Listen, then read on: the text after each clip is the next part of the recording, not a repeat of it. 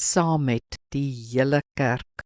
Lukas 11 verse 2 tot 4 sê, wanneer julle bid, moet julle sê, Vader, laat u naam geheilig word, laat u koninkryk kom, gee ons elke dag ons daaglikse brood en vergeef ons sondes, want ook ons vergeef elkeen wat teenoor ons skuldig staan, en bring ons nie in versoeking nie.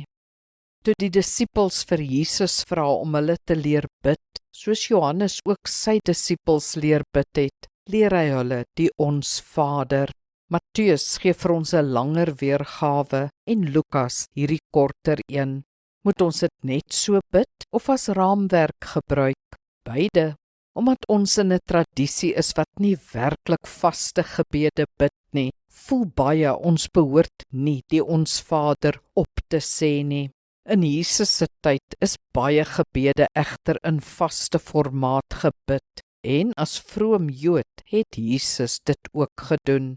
Sy woorde hier is baie duidelik, sê so.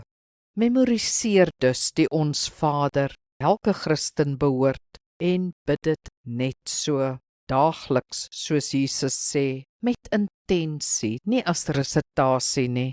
Die hele kerk bid so deur al die eeue en ons bid saam. Kom ons bid. Ons Vader wat in die hemel is, laat u naam geheilig word in my lewe.